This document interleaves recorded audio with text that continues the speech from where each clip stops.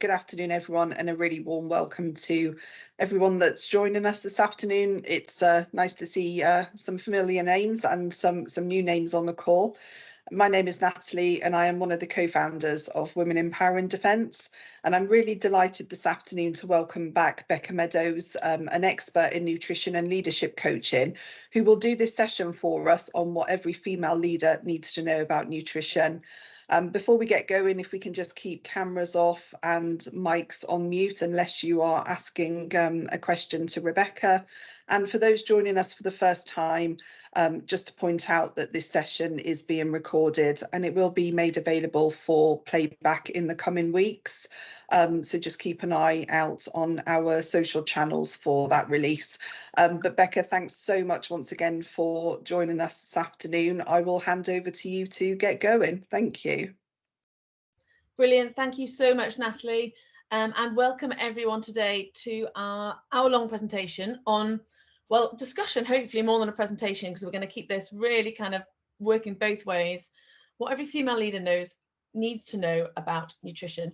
I'm going to check the chat kind of intermittently, and there'll be points where I kind of ask you to contribute if you feel comfortable to do so. So please kind of share any questions you've got in the chat as well, and we'll find the right time to make sure we get those questions answered. And I don't know about you guys, but every time I see something kind of aimed at the female leader, it does kind of make me kind of go, oh, a little bit. I think I get a little bit annoyed that there's still perhaps a difference or a need to qualify the word leader. You know, why can't we all just be treated the same? So I kind of wanted to bring this up right at the beginning. You know, we absolutely should all be treated the same. This isn't in any way about treating anyone any differently. This is about optimizing how you feel, how you can be at your best, and how you optimize your professional performance as a woman. And that is different to some other groups and is worthy of separating out. And the main two reasons that I would say for this are our difference in our sex hormones, which means a different physiological response to stress, and also some slightly different external stressors. And that might be slightly a bone of contention. So I'd be really interested in seeing if we can get a bit of discussion around those. So bear with me whilst I separate out, you know, the female leaders for the sake of this presentation. So who am I? Natalie already mentioned, I am a women's health and leadership consultant, and I kind of combine a professional background of 15 years of military leadership with postgraduate qualifications and clinical experience as a nutritional therapist focused on women's health. And what I was really seeing in clinic was a lot of women discussing how their symptoms they came to see me for, you know, whether that's low energy, digestive problems, fertility issues, PMS, polycystic ovaries, endometriosis, menopause, you know, that didn't just affect their personal lives in isolation. It's not like you go to work and these symptoms suddenly stop. They affect every aspect of their lives. Yet it seems really funny around kind of healthcare and well-being that we seem quite keen to separate out private life or our personal life and our professional life. But our health and our physical well-being doesn't care about that boundary. So I thought it was really about time to bring both of those areas together and look at the physical well-being for women from both a personal and a professional perspective. So I support female leaders to feel healthier and ultimately to try and lead better through nutrition and lifestyle medicine. I do this one-to-one. I also do workplace well-being, whether that's strategy consulting or training delivery. And I also absolutely love running female-only retreats and events. So what are we going to cover? Before we go on to exactly what we're going to cover, I'm going to start with putting forward my argument. You know, what is my argument? And my first degree before I joined the army was in philosophy and theology. So I'm not sure how many points I'll get for the logic of this argument, but stick with me. So I'm going to start with a few premises. Firstly, all leaders face a significant amount of stress. And again, please feel free to add in the chat if you kind of agree or disagree. Secondly, women have a different internal hormonal response to stress. And then thirdly, the female leaders' external stressors are different for two reasons. And I'd really like your views on this. Firstly, in the UK, there is still a huge gulf in additional caring responsibilities, with half of work-age women providing an average of 45 hours of unpaid care every week, compared to 25% of men providing 17 hours. And then the next reason why our external stresses are so different is because there is still a perception across the UK and the G7 countries that women are less suitable than men to lead. And this adds an extra external stress based on our lived experience. And I take that second reason from a document called the Reykjavik Index, which some of you might have heard of. They go across all the G7 countries and get a huge number of people to fill out a big questionnaire about who is more suited to different leadership attributes, and then they follow that trend throughout the years. So whilst the gap between the perception of male and female leadership is closing, there is still this view across all of the G7 countries, although Iceland comes up very well in it, that women are less suited, and that creates an external stress. And then from a nutritional perspective, my fourth premise is that stress impacts how much nutrients we use up and how much we absorb from food. So my kind of key conclusion is therefore the first thing that female leaders need to know about nutrition is that actually it doesn't start with nutrition, it starts with looking at stress. Not only do we need to look at stress first, but I hypothesize that we actually need a second conclusion, that female leaders need a different approach to optimizing physical well-being, and this really can be your secret tool in your performance, resilience, improving energy, and increasing your capacity for more, whatever that more might look like. And then also what I think we should say right at the beginning, it's not really a premise, more of a statement, is that as female leaders, we're allowed to give ourselves permission to have joy in our lives. It's not just about getting through and ticking off all of our to-do list. We are allowed to have joy in our lives. This webinar is going to be predominantly aimed at menstruating people who are assigned female at birth. We will talk a little bit more perhaps about menopause, perimenopause, those who are not still menstruating in different presentations further throughout the year. So that is my argument. I'm going to quickly check the chat and see if there's any comments there. None yet, so hopefully I haven't. And again, I'm really interested to see if anybody has any views on any of the statements that I've just made. So how are we going to actually unpack this argument a little bit more? So what we're going to do is we're going to look at some of the science up front in terms of what's going on from a female sex hormone point of view and the physiological response to stress. Then we're going to try and move on to what this means for you and actually move on to some things that you can do now to try and help to optimize your physical well-being and your performance. So if you've got a notepad and pen, that might be quite handy for some of the exercises that we're going to do in a minute.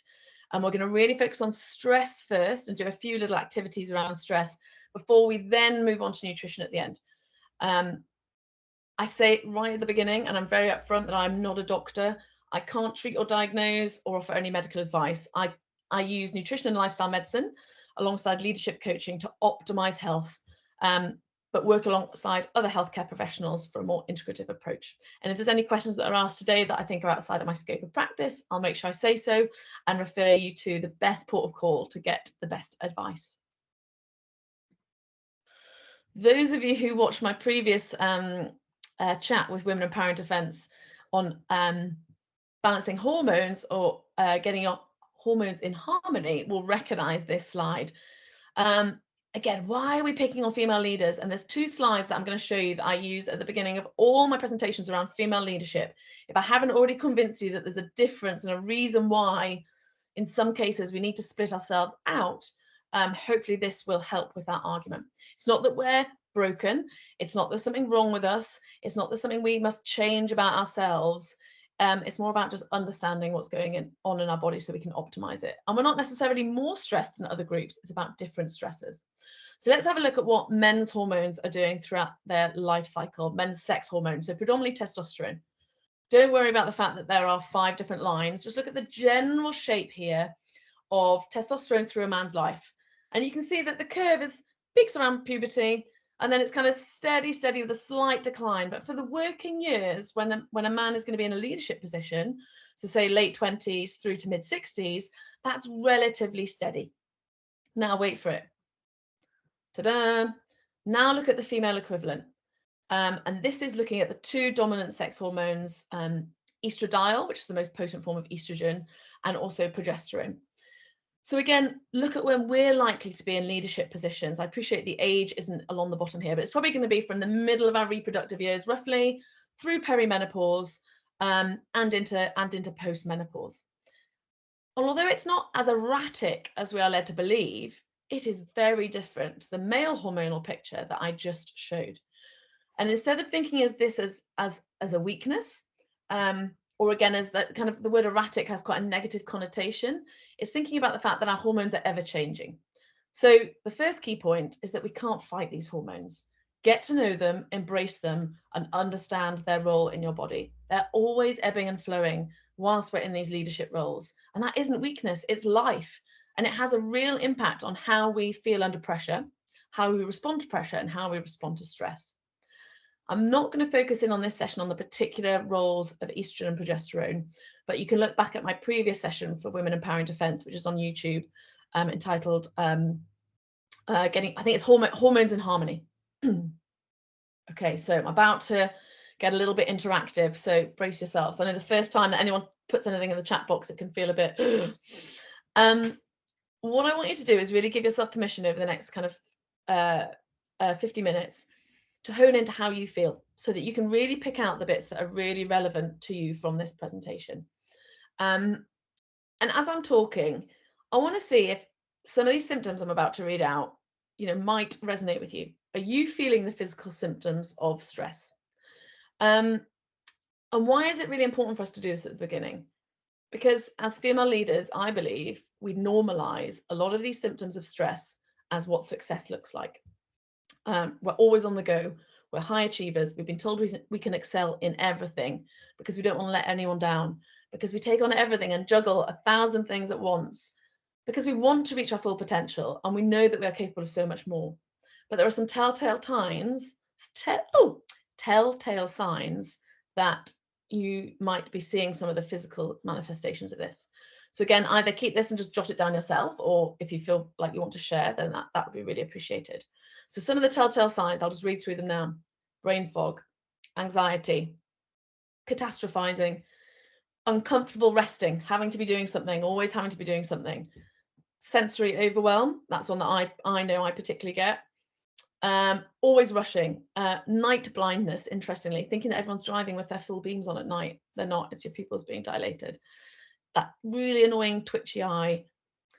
Crashing really hard energy-wise after hard exercise, getting overstimulated easily, tired but wired, some gut symptoms, achy joints, waking up not hungry but then suddenly having cravings kind of mid-morning, and that central weight gain that you can't shift. And of course, these aren't all purely attributable to stress, but there's some of the little telltale signs that we can think, is this starting to impact my physical well-being?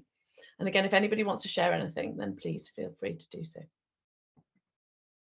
So I specifically chose a photo here that hopefully a lot of us can resonate with. And I was laughing as I kind of put it up, because it almost looks normal, especially now in kind of post-COVID era. And there's some irony in that we've come to normalize stress as just what life is like.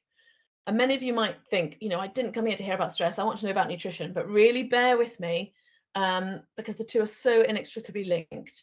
So really be open-minded in terms of considering whether you are conscious of it or not, and is your body responding to stress in certain ways. So what's going on in the body? When we are stressed, the body produces adrenaline and cortisol, so it can be ready to run away from the lion, or whatever that perceived threat might be. And these hormones impact every single body system. Really significantly, they impact female sex hormones. And the really mind-blowing thing that I think is really important for female leaders is that the body's physical response to either the reality of stress, an actual lion chasing you, or the thought of a lion chasing you is the same. You flip into that fight or flight mode of that part of your nervous system. So stress can be real, but it can also be perceived, or it can just be remembered. So, that worrying, that replaying of scenarios, that catastrophizing, the mental load, what impact is that having on our bodies if the body is still thinking that it's being chased by a lion? So there's two different stresses that we mentioned right at the beginning in my in my poor philosophy graduate logical argument. Employed women still making up the majority of unpaid work in heterosexual couples. This always-on culture, the rushing woman, the endless to-do list. For me, shouting at the kids to get out of the house in the morning, that creates a physical stress response in the body, as does competing against this narrative, however subtle it still might be, because I don't think it's big, that men are more suited to leadership roles than women. And I hope that the majority of you don't feel that in the workplace. But I know there may be some undercurrents that still exist in some industries. So what? So let's have a look at exactly what this is doing in your body. So adrenaline gets released immediately, gives you that kind of nervous, sick feeling, you know, that we all know, you know, when we think we're about to miss a bus or miss the train or going to give a really big presentation at work. And that's released sooner than cortisol, and it triggers that initial fight or flight.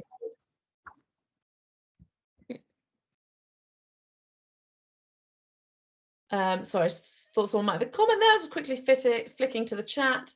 Lots of people talking about these symptoms. Yeah,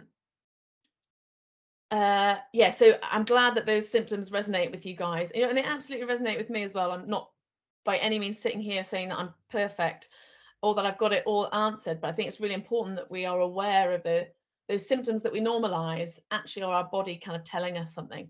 So I really appreciate that some of those symptoms, it's not just me, and there is a scientific reason for them. So what is going on with this huge release of adrenaline? It slows down your gut motility. It increases your heart rate immediately. Your body diverts blood away from non-essential processes, and this is really important, to the muscles. So away from the thyroid, away from your sex organs, and away from your digestive system. Then the body starts to release cortisol, you know, if that stress is still there. And it has some really useful roles. You know, we need this stress response. It's what does actually keep us alive in moments of acute, real stress. And cortisol has some really positive impacts on regulating blood pressure, helping blood sugar, memory, and reducing inflammation.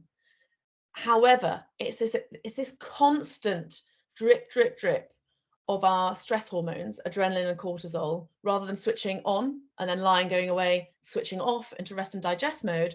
We're not allowing ourselves to switch off. We're constantly in this fight or flight. And this starts to have a negative inflammatory effect on the body in a number of different ways.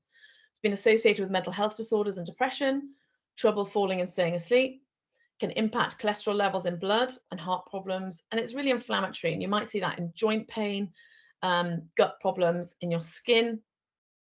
And what I see a lot in clinic is with this blood being diverted away from the digestive system, you're producing less digestive enzymes, you're producing less stomach acid, and you're not able to digest and break down food effectively. And that's where we start to see some of the symptoms that you would associate with irritable bowel syndrome.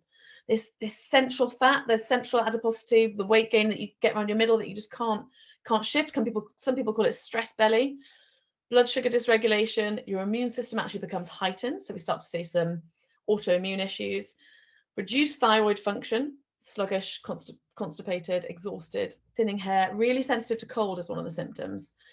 And then your pupils are really dilated. That's where you get this sensitivity to light. You also get reduced sex hormone production. And that doesn't just mean a low libido. It might mean that, but it means way more than just that. So we're going to pull that last symptom, the reduced sex hormone production, into our next slide. So what? Why does that matter?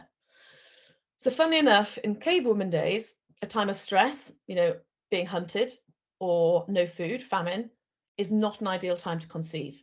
So the body will switch off ovulation because it's just not the safe time for that person to be reproducing. The problem is when we don't ovulate, and people will know this from the previous presentation, is that we don't produce progesterone. Progesterone is a super, super important female hormone that gets produced once that egg is released from the ovary.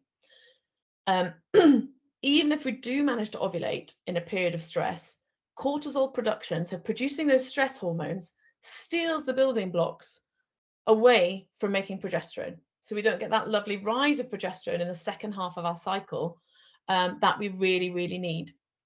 Less progesterone means relatively higher estrogen. Progesterone is like the calming best friend that calms down estrogen, the diva. So if we haven't got that progesterone to oppose estrogen, we start to see some of the symptoms of estrogen dominance. And again, this is really going to impact you when you are chronically stressed. Bloating, irregular cycles, heavy periods, premenstrual syndrome, fibroids, issues conceiving, hormonal headaches, but then we also start to see this really impact our mood. And when you have less progesterone, not only does it allow estrogen more free rein, but it also means you produce less of a neurotransmitter called GABA. And when GABA is low, this leads to feelings of anxiety, low mood, difficulty concentrating, and poor memory. So you can see that the impact of stress is very different from a female perspective because of the impact it has on progesterone, the knock-on impact on estrogen, but also on our neurotransmitters, particularly on GABA. And understanding the impact of chronic stress and what that does to us as women, is really important, I think, in terms of how we perceive our own performance, and that narrative we have with ourselves in the workplace. So what can we do about it? That all sounds really doom and gloom. 2 ways I like to break this down in terms of what we can do about stress. First is narrowing down the stresses, and we're going to do that first, focusing on what you can control. And then once you've accepted that there are some inevitable stresses that you can't get rid of, we're going to try and control how we respond to these stresses. And then we're going to talk about nutrition after that. Let me just quickly check the chat again and see how we are doing. Yeah, it's really interesting, isn't it? I really appreciate all these comments in the chat in terms of when you suddenly, the penny starts to drop in terms of what's actually going on inside. And you kind of think, oh gosh, yeah, maybe I did feel rubbish about that because this was going on. And instead of making yourself feel guilty about things, it's actually really interesting to understand that there is a scientific reason or kind of physiological reason as to why you might have felt the way you did feel. Okay, so some of you might have seen this before, The Circle of Control by Stephen Covey. One of the key contributory factors why I think a lot of female leaders feel super stressed and exhausted and not able to think clearly is because we're getting stressed about so many different things, a lot of which are outside of our control. And as I said, the body responds in the same way to real and perceived stress. So even the things we can't impact but are stressing us out has that physiological response in our body. So let's have a little look at this exercise. And if you think about, you want to join in, just scribble down kind of a diagram that looks a little bit like this on a piece of paper. First, this big square box around the outside. This is for things that don't concern you. There's probably quite a few. So we don't necessarily need to add anything in there, but it's quite useful to visualize. Anything in the box is stuff that doesn't concern you. Anything that's going to go into all 3 of these circles are things at the moment that concern you or worry you or you feel stressed about. So you're expending energy on these things that are going to go inside the circles. And they'll go into one of the 3 circles depending on how much control you have over these different things. So the biggest circle there that you can see, the circle of concern. These are things that concern us that we get stressed about, but we have no direct control over. The traffic, other people's driving, the political situation, who's going to be the next prime minister. I guess we can control that to a certain extent. Sports match results, the weather, the cost of fuel, government policy, the economy, the train being delayed, strangers' comments on social media, your past decisions, the list goes on. Other people's feelings, other people's emotions, other people's actions. Think if there's anything of those that you think, oh my gosh, yeah, I really do worry about that, and jot it down in that circle of concern. Next circle down, the circle of influence. These are for things that still concern you and you have some element of control over, but not fully. So this could be whether people like you or not, or what other people think of you. And you could maybe, I think that kind of bridges over the circle of concern and circle of influence, to be honest. This could be a possible promotion. This could be key relationships. Could be where you work, could be the hours that you work, could be how you work. You have some control, not fully, some control over some of these things. Interesting, I did a menopause workshop the other week, and a lot of those women were concerned about what their kids would end up doing in terms of education. They can kind of influence that, but they can't really control it. And then lastly, the circle of control, the smaller circle. This is for things that you have direct control over. And this includes your own thoughts, your own behaviors, your attitude, your decisions, your words, but also from a well-being point of view, what you eat, your work ethic, your mood, when you go to bed, how much alcohol you consume, to a certain extent, who you choose to socialize with. And when you start to put this together, you realize that there's actually no real purpose in worrying about all the things we can't control. It just makes us feel really helpless. So can we learn, and it's not going to achieve it by the end of today or this session, but can we learn over the next few weeks to maybe try and let go of some of those bits? For me, a real one is letting go in the morning of the traffic or other people's driving. I'm trying really hard to do that on the drive to school. And really focus in on the things that you can control or influence to give yourself a greater feeling of agency. And again, is there that one thing inside your circle of control that for the next few weeks you would really like to focus on? And again, I'll be interested in the chat if there's any of that really resonated, anything that you just think you really need to let go of, that you really worry about, that you just need to let go of, or equally anything that is in your control that you want to focus in a little bit more. So I'll check the chat again in a second to see if anybody's come back with anything there. Now we're going to consider how we respond to those inevitable stresses that we can't remove in order to optimize professional performance. And some of you may have seen this before. This is the performance pyramid. And have I got the book? Oh, the book is amazing. I just love how retro this cover is. That wasn't written for a female leader, was it? But I know it looks super retro, but it's actually got some really good bits inside it once you get over the front cover. And they kind of put forward a theory that optimal performance management must consider all of these different levels. And obviously what we're concerned about today is mainly the physical capacity and probably the mental capacity as well. And this hierarchy is the performance pyramid. And the best long-term performers tap into the positive energy at all of these levels in order to get to something called the ideal performance state. Imagine you're an athlete and your training's just gone so well, and on race day, the whistle goes, the gun goes, and you're running, and it just feels perfect. Everything's just come together at the right time, your nutrition, your rest, your training, and it feels effortless, and you win the race. That's your ideal performance state. The difference is that an athlete, after they've competed and been exposed to that really stressful event, will go back and rest. They'll train, they'll rest a bit more, they'll probably train a bit more, and only then would they ever compete again. However, as female leaders, we're having to try and be in that ideal performance state, bring that level of competition, bring that level of stress every single day. And in order to be able to actually maintain this ideal performance state, the guy with the mustache in the book that I just held up talks about one of the essential components actually being the movement, this oscillation between stress and recovery and rest. So our ability to respond to stress is actually directly impacted by our ability to rest. But we just don't give ourselves rest, ever.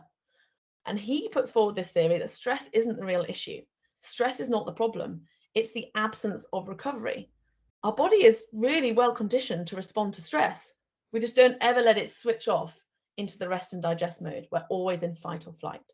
You would never ever see an athlete with a training program that had no rest in it. It'd be one sure way of getting injured. Yet as female leaders, we see rest and recovery as a luxury or an indulgence or something only to be done after we've ticked off everything else. So my argument today is that we should actually be prioritizing the rest first. So it's almost flipping around our perception of what rest is, because actually it allows us to reach our ideal performance state and respond to those inevitable stresses much better. And when we're responding, when we allow our body to go into rest and digest mode, we balance our sex hormones, which in turn helps balance the neurotransmitters that help us feel calm and reduce our anxiety so that we can respond better when we are in that stressful state. And you kind of all sat there thinking, well, that's great, I should rest more. Brilliant. How am I going to fit that in or with everything else? So what I'd like to talk about before we move on to nutrition in a second, and I promise we will for the second half talk about nutrition, is micro rest. So, when we think of rest, we kind of conjure up all these ideas, kind of a lovely day, kind of lying on the sofa, reading a book, going to a spa, wouldn't that be amazing? But let's also think about how we can make rest work for us. How can we find those micro moments throughout the day, just to take ourselves out of that stressful situation and almost, it is breathe and prepare ourselves to go back into it. So I'm going to list off a number of different things here that you might feel accessible to you throughout the day. And it could be as small and as short as an extended exhale. Breath is one of the most powerful things and one of the only tools we have ourselves that we can control to take ourselves from fight or flight to rest and digest, from sympathetic to parasympathetic side of our nervous system. And it's the extended exhale that tells the body that it's safe. So it's trying not to keep it all up in the top of our chest, but it's breathing in through the nose, filling the lungs right up from the bottom, feeling your diaphragm and your lungs expanding out to the side, and then really long, nice, slow exhale. And you can do that in work without anybody even noticing. Close your eyes for a few seconds for a sensory rest. Look at nature. Look out if you're in an office or near a window. Just focus on a tree for 5 seconds. Pick out 3 things that you can, I'm looking at one right now, pick out 3 things that you can see about that tree. List 3 things that you're grateful for, either write it down or just think about it in your head. And then if you've got a little bit longer, 4, 7, 8 breathing, really powerful. Inhaling for 4, holding for 7, and exhaling for 8. And some of you may have heard of box breathing. So you would inhale up, you find a square, and I imagine if you're sat in any kind of room or office, there's some kind of square that you can look at or a rectangle.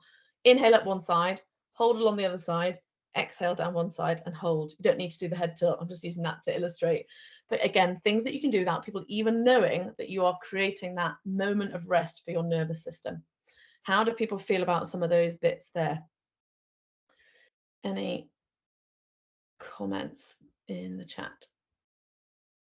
Again, please feel free to share if any of this resonates with you. If you disagree, really interested to always discuss. Now we're going to move on to what you can do nutritionally.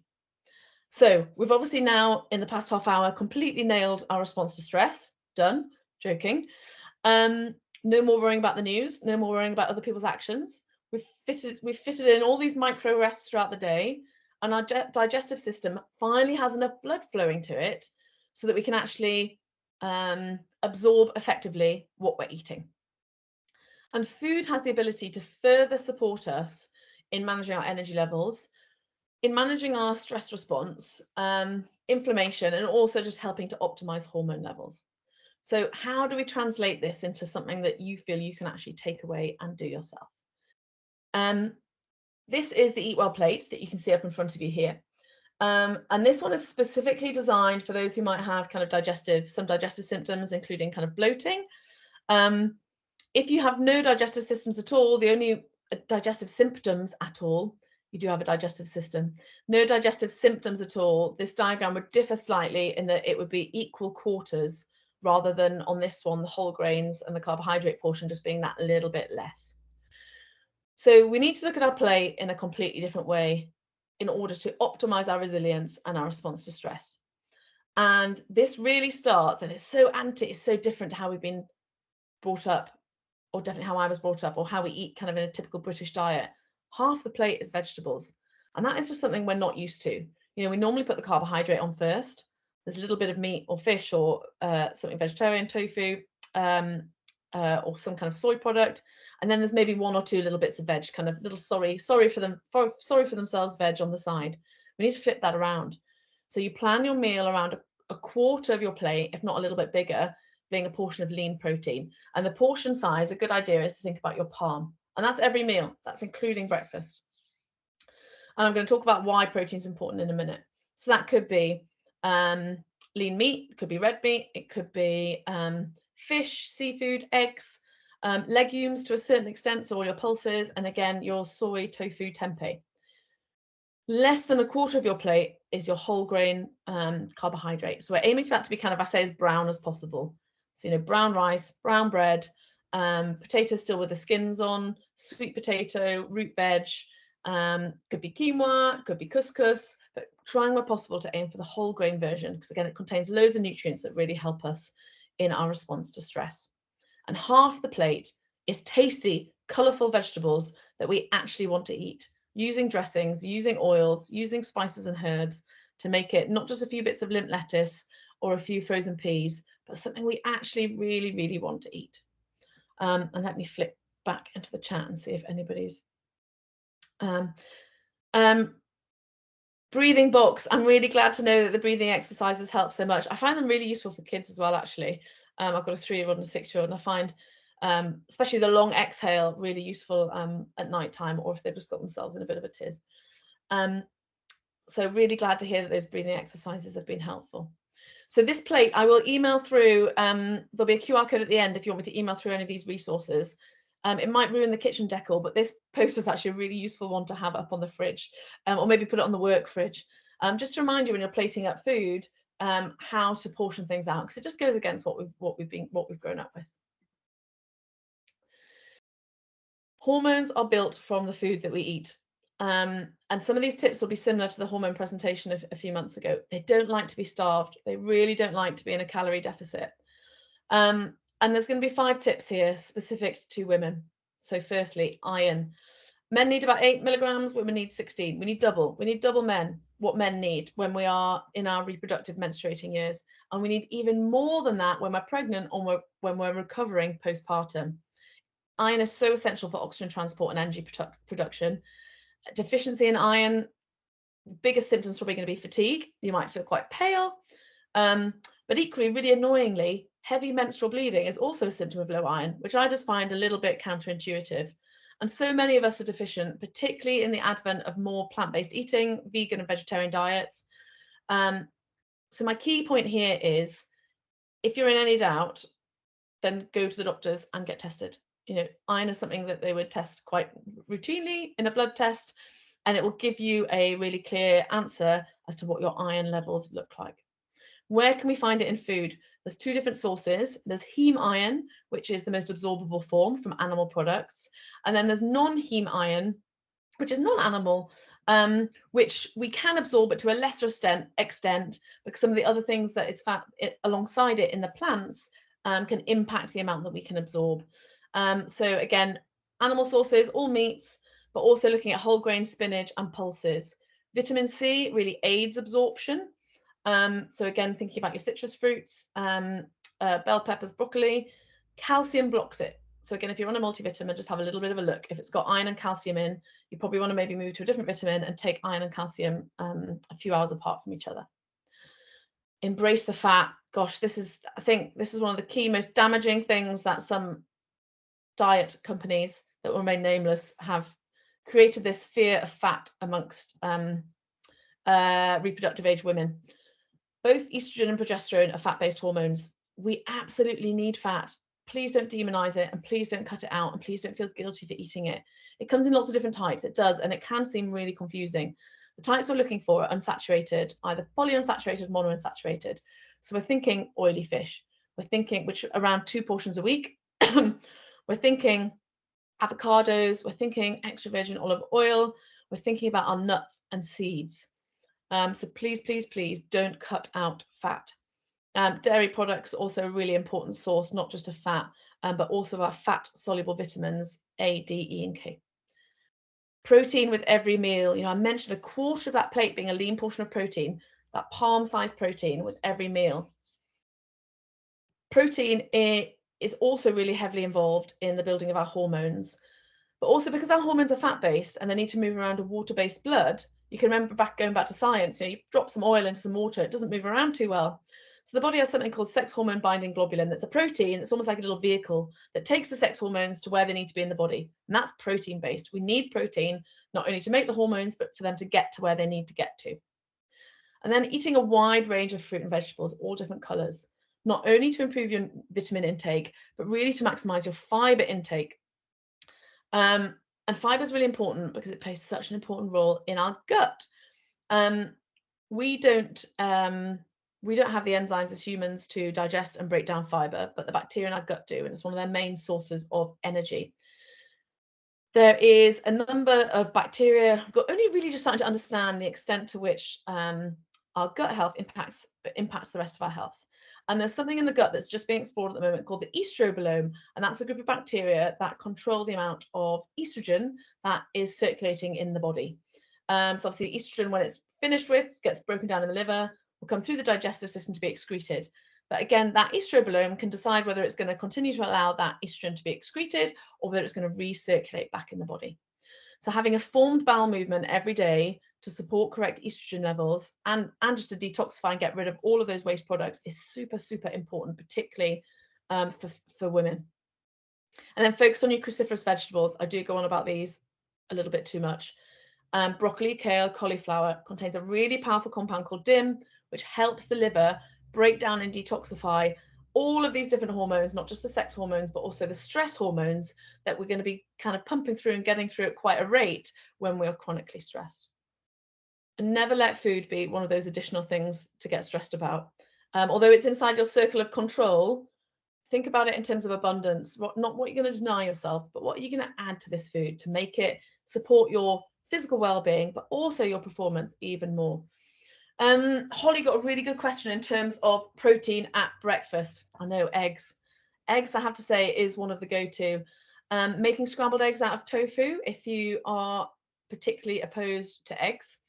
Viewing breakfast as just another meal that can be savoury. And I know a few of you will be sat there going, ugh, gosh, can't stand the thought of that. Just view breakfast like any other meal. It's the food industry that's created this idea that we need to have Pop-Tarts. I can't believe they still exist. I went past in the supermarket the other day. Or cereal or jam on toast. You know, our body is not designed to have that huge hit of carbohydrate and sugar first thing in the morning. So think about eggs, scrambled tofu, full fat Greek yogurt, adding in peanut butter, adding in nuts, seeds. You could also adding cottage cheese to things is an amazing way of boosting protein. And once you blend it, I promise you, it doesn't have that lumpy texture. So again, if you're going to make a massive frittata at the beginning of the week, to optimize that you could then chop and have in chunks for breakfast throughout the rest of the week, chucking in loads of veggies. If you blend a load of cottage cheese up, you can mix it in with the frittata mixture, which adds so much more protein and you can't even tell it's in there. What you could also do, Holly, is thinking about is beans. And baked beans, amazing source still of protein. Also any other pulses, dal for breakfast. Again, I think that might have, maybe some people might have switched off at that point, with a big dollop of natural yogurt. So just think of breakfast like any other meal, and then suddenly it seems more achievable to fit the protein in. Gina asked what's take on a protein smoothie. So smoothies can be a really good way, or protein powder can be a really good way of getting an extra protein when you're super rushed. I have nothing against protein powder at all, but it's just trying to find one that doesn't have loads of sweeteners and sugar and flavorings in. So try and find a plain protein powder, like a whey isolate. Or if you are vegan, you might want to, a soy protein, pea-based peas that taste a bit more savory, and mix that into your smoothie, but flavor it with fruit and vegetables. The downside of smoothies is that it does make the sugar a little bit more available. So if you're going to put fruit in to make it sweet and palatable, which is completely fine, brilliant, put a few portions of veggies in with some fiber in them, which is going to help balance out your blood sugar a little bit so that you don't have a huge spike of blood sugar and then a big crash and get those cravings mid-morning. So trying to kind of keep it to maybe 1 or 2 portions of fruit and then adding in kind of 2 portions of veggies into your smoothie, some nuts, some seeds, some nut butter, just helps keep your blood sugar a little bit more balanced. Lorna, great breakfast, Greek yogurt, protein powder. What I've really got into at the moment is whipping, it takes 2 seconds, whipping Greek yogurt with peanut butter. It's probably a Slimming World follower's nightmare. And putting some berries and bits on top of that. It kind of takes 2 seconds, but it's super tasty. So I hope we've gone off on a tangent about breakfast, but breakfast is so important, so important. So really valuable questions, thank you. Now let's have a look at some of the research around food for stress and resilience. Cortisol and adrenaline production, as I said, hormones are made from the food that we eat. So they use up some of the vitamins and minerals that we've eaten at a faster speed because we're producing more cortisol and more adrenaline. So what we're trying to do is optimize our dietary intake of some of the vitamins and minerals that get used up super quickly to make sure that we always have enough to make those hormones, but also that we're not depleting ourselves in other areas where some of those vitamins and minerals play a really important role. So the first one that has a lot of research around it is omega-3. I mentioned previously in terms of healthy fats, omega-3 is an essential fatty acid that we can't make ourselves in our body, so we have to get it from food. You can get it to a certain extent from some nuts and seeds, although it's in a different form, and we're not always that effective at taking that form and turning it into the form that we need. Whereas when we get it from oily fish, that's in the form that we need. EPA and DHA is the form that we need, whereas ALA, which is the form that you get in nuts and seeds, we have to convert, and we're just not that good at converting it. If you're not hitting 2 portions of oily fish a week, and you feel like you are noticing some of these symptoms in terms of chronic stress, always feeling a bit wired, or any kind of inflammatory symptoms, I would really recommend you look into it, dependent on what other medication you're on and with the advice of a healthcare practitioner. If you're vegan, do not worry, not all is lost. There are vegan omega-3 supplements made from algae. Ultimately, that's where the fish are getting it from in the first place. Next, zinc. And I almost put up a photo on here of an oyster just as a joke, because everyone always goes on about oysters being the main source of zinc. But again, it's not high up on my packed lunchbox kind of itinerary. Zinc's really important for repair and cell proliferation. And it also helps raise the level of that neurotransmitter GABA that we spoke about when we talked about progesterone. And you would find that it is in all different types of seafood, not just oysters. Again, red meat, poultry, and to a certain extent in pumpkin seeds as well.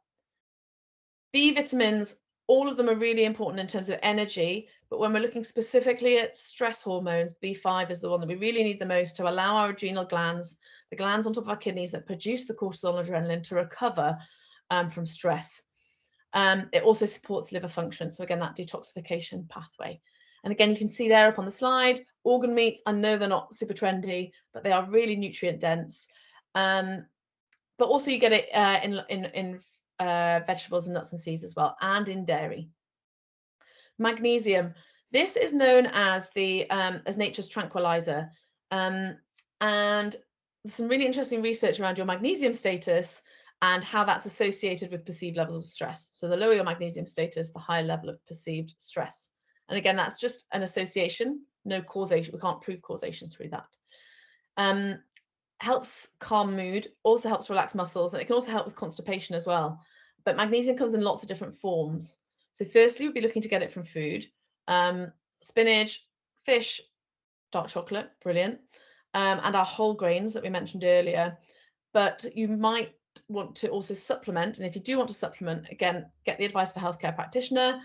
For relaxation and sleep, you'd be looking at magnesium biglycinate or glycinate. And then there's different forms if you were going to be looking at digestion, constipation, sore muscles. And then finally, vitamin C.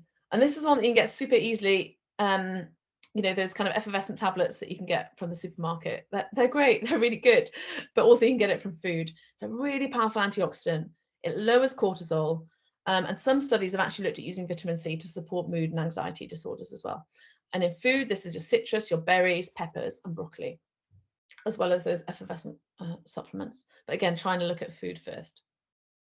Okay, let me see if there's any more questions around.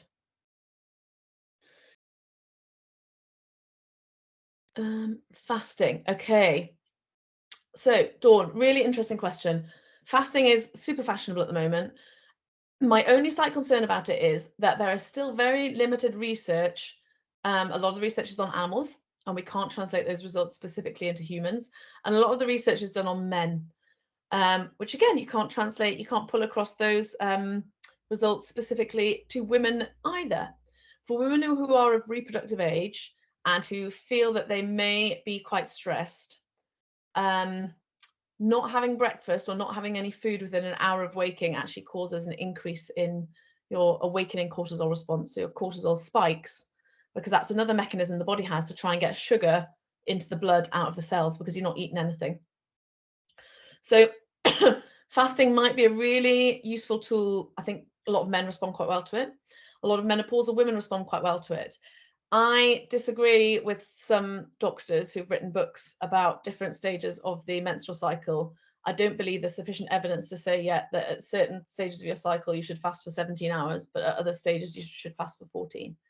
I think try and optimize what you are eating rather than when you're not eating. Try and really focus back onto that plate that we spoke about. Try and focus on your sleep quality.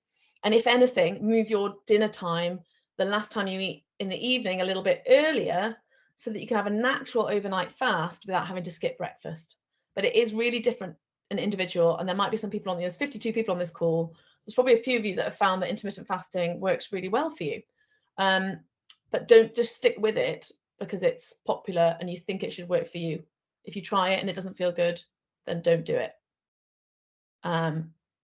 So I hope that helps answer that question. Claire, what's your take on serotonin addiction and related cravings? Oh, interesting question, Claire. And there was a big argument around sugar being addictive, you know, an addictive substance. And there's been quite a backlash against that, actually. probably that it almost kind of insults people perhaps who do have real addictions in terms of kind of alcohol or drug dependencies. And whilst having something sweet does change the neurotransmitter profile in our body, the last piece of research that I read showed that it wasn't in any way as addictive as alcohol or drugs. So I think we can definitely acknowledge that eating something sweet or having those cravings, then eating something does makes us feel good. But whether it's an addiction, I think is kind of perhaps murky ground. And again, in terms of serotonin production, I'll be looking at how we could optimize that elsewhere. So serotonin, the neurotransmitter that makes us feel happy, about 90% of it is made in our gut. So again, if you have any gut disorders, problems with the digestive system's not working optimally, you can see that our serotonin production isn't going to be optimized either. So I'd be thinking about trying to optimize our serotonin elsewhere, having loads of protein to help balance blood sugar to help manage cravings. Hopefully that helps a little bit. Right. Okay, so we're coming towards the end now, and I'm going to keep the chat open so I can see any other questions that come up. But what I want to talk about here is that my kind of new offer for 2024. We've discussed here how your physical well-being is so intertwined with your behaviors and how you feel in the workplace. And I've seen so many women normalize feeling chronically stressed with this low energy, poor hormone balance, and it just doesn't need to be like that. So by bringing together these aspects of physical well-being and leadership coaching, I look to deliver a program that is specifically tailored for you, for female leaders, because it's not too big an ask for you to feel like you have enough energy to be happy at both work and at home. And I've had a number of women already start this program after I first mentioned it to the Women in Power and Defence network just before Christmas. It's a 12-week program. It can be done individually, one-to-one, but it also can be done in the workplace. So again, if you want to find out a little bit more about She Thrives and about this combination of physical well-being with leadership for female leaders, please let me know. I've put up some QR codes here just to try and make it a little bit simpler. If you want any of the information from this presentation, a copy of the slides, a link to the previous talk that I did, and also I'll link the Reykjavik Index, that the document I was quoting in terms of the perception of female suitability for leaders. I'll also include a handout for eating to optimize progesterone and a working lunches handout. Scan that QR code, the presentation info, type Women in Power and Defence into the comments box and send that through to me. And then tomorrow morning, I'll send you all the information that you need. The middle QR code is for the She Thrives workplace solution. And then just a little quiz of whether you think stress is impacting your leadership after the topics that we've discussed today. So thank you very much, everybody. We have a couple of minutes left. So again, I'm really happy to answer any other questions. And I believe this presentation will be available on YouTube as well, if you missed all of it or you want to share it with anybody else who you think might benefit. Thanks, guys, for being so interactive and engaging so much and putting so much into the chat.